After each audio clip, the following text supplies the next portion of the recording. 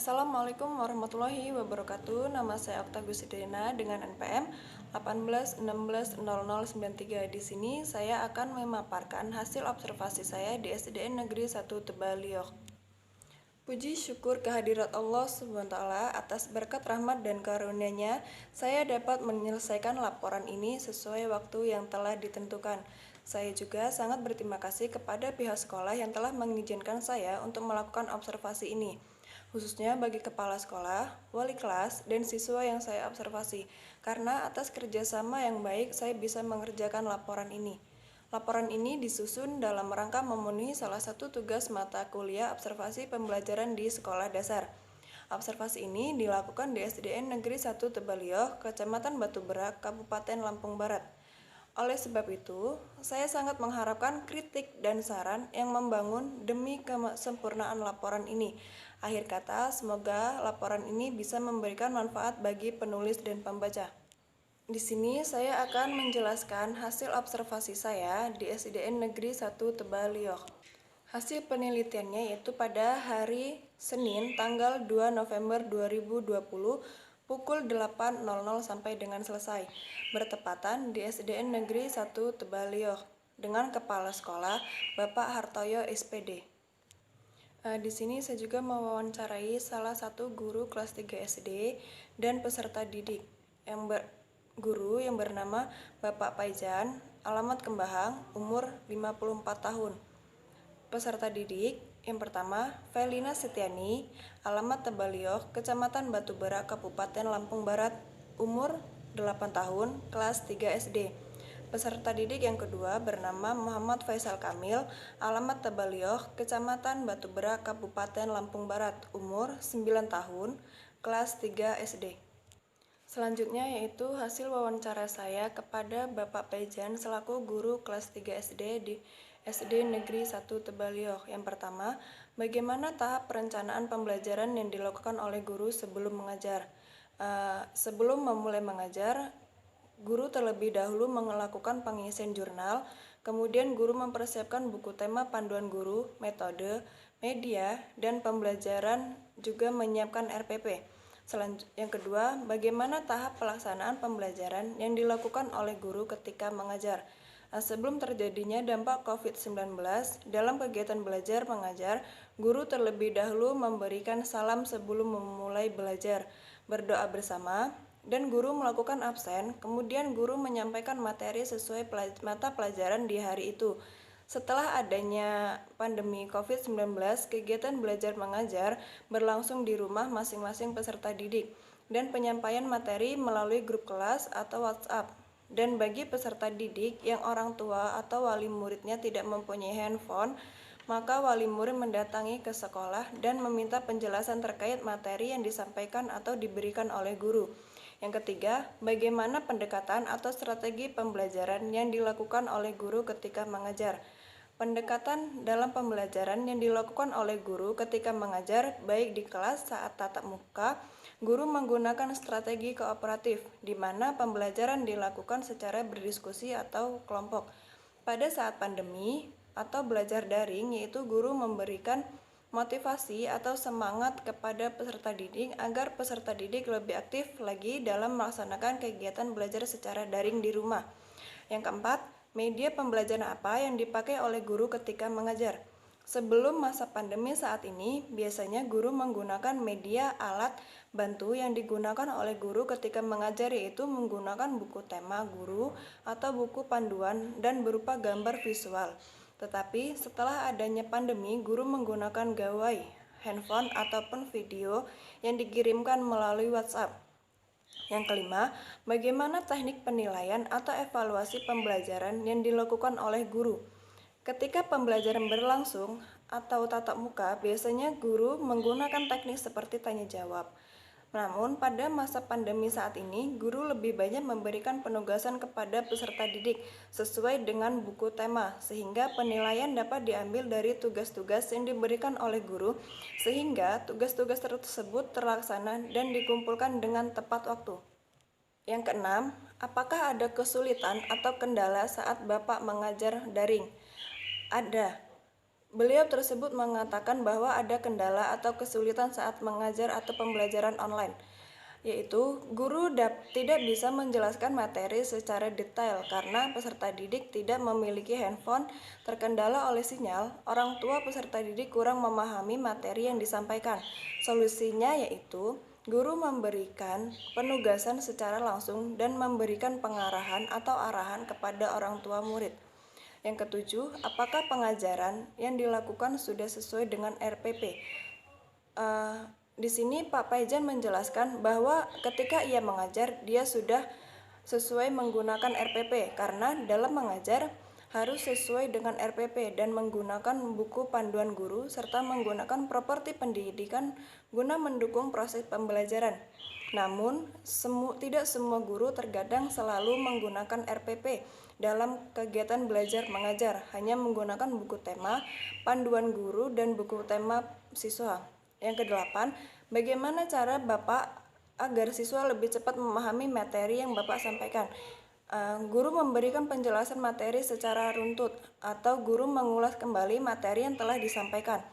Dengan seperti peserta didik akan lebih cepat memahami materinya dan akan menguatkan daya ingat peserta didik. Selanjutnya yaitu hasil wawancara dengan peserta didik. Yang pertama yaitu apa saja kegiatan yang dilakukan sebelum pembelajaran dimulai.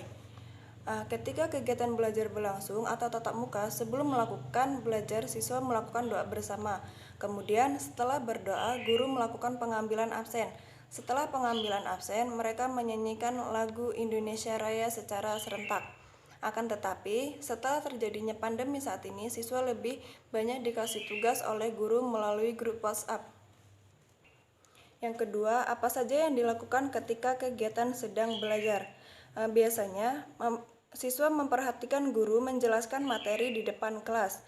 Kemudian, siswa mengikuti arahan dari guru untuk belajar.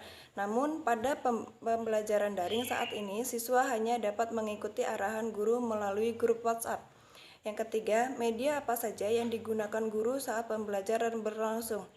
Saat belajar di rumah, guru hanya menggunakan media buku tema dan media visual gambar ataupun video yang dikirimkan oleh guru melalui grup kelas.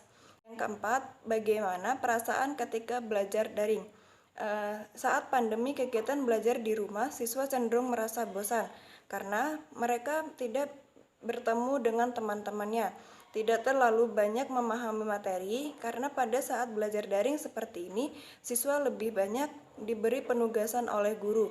Ketika belajar mandiri yang dilakukan di rumah, siswa hanya dapat didampingi oleh orang tuanya tanpa berdiskusi dan bertemu langsung dengan teman-temannya. Yang kelima yaitu kesulitan yang dirasakan pada peserta didik pada saat belajar. Siswa merasa sulit memahami materi yang disampaikan oleh guru karena guru terkadang lebih banyak memberi penugasan tanpa menjelaskan materi secara keseluruhan kepada siswa. Selanjutnya yaitu analisis dan pembahasan hasil observasi saya di SDN Negeri 1 Parerejo. Tahap perencanaan pembelajaran yang dilakukan oleh guru dengan membuat RPP, silabus, dan bahan ajar yang sudah bagus. Hal ini sesuai dengan komponen-komponen pembelajaran yang dilakukan, yaitu tahap perencanaan dengan membuat perangkat pembelajaran. Namun, ada hal yang juga seharusnya disiapkan oleh guru. Misalnya, pembelajaran di kelas juga dilakukan dengan tertib. Peserta didik harus berpakaian dengan rapi dan disiplin. Membuat suasana kelas menjadi nyaman agar dalam pelaksanaan pembelajaran peserta didik merasa nyaman dan dapat mengembangkan keaktivitasannya siswa dalam belajar.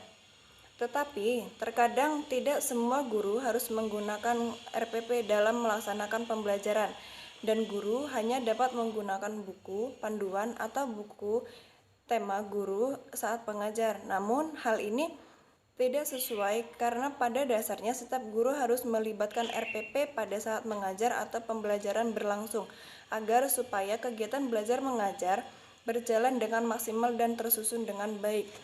Jadi, menurut saya, memang seharusnya sebelum melaksanakan kegiatan belajar mengajar berlangsung, guru harus mempersiapkan RPP terlebih dahulu agar dalam mengajar berjalan dengan maksimal. Dan guru juga harus mampu mengkondisikan kelas dan siswa supaya siswa dapat disiplin dalam belajar. Tetapi pada saat pembelajaran daring, guru hanya bisa memantau siswa melalui grup kelas dan pengumpulan penugasan yang aktif. Guru juga harus memberi motivasi dan semangat belajar kepada siswa. Jika pembelajaran dilakukan secara berlangsung, dapat dilakukan dengan membuat tempat duduk siswa yang sudah dibentuk secara berkelompok, agar siswa dapat berdiskusi dan terjalin kontak sosial dengan teman-teman secara baik. Hal tersebut dapat menciptakan siswa menjadi semangat dalam belajar dan adanya pendekatan antara siswa dan guru sehingga terjalinnya komunikasi yang sangat baik. Hal ini juga sangat relevan dengan teori humanisme menurut KOM 1981. Yang pertama, pengajaran disusun berdasarkan kebutuhan-kebutuhan dan tujuan siswa. Program pengajaran diarahkan agar siswa mampu menciptakan pengalaman sendiri berdasarkan kebutuhannya. Hal ini dilakukan untuk mengembangkan potensi yang mereka miliki. Yang kedua, memberikan kesempatan kepada siswa untuk mengaktualisasikan dirinya dan untuk menumbuhkan kepercayaan dirinya. Selanjutnya, menurut Jean Piaget, tahap ini juga disebut masa performing operation. Pada masa ini, anak sudah mampu menyelesaikan tugas-tugas menggabungkan, memisahkan, menyusun, menderetkan, melipat, dan membagi. Piaget juga berpendapat bahwa pada tahap ini anak mulai mampu meninggalkan egisentrisnya dan memulai bermain secara berkelompok atau berdiskusi dan senang bekerja sama. Anak sudah memahami tentang motivasi dan mampu berpikir secara sistematis.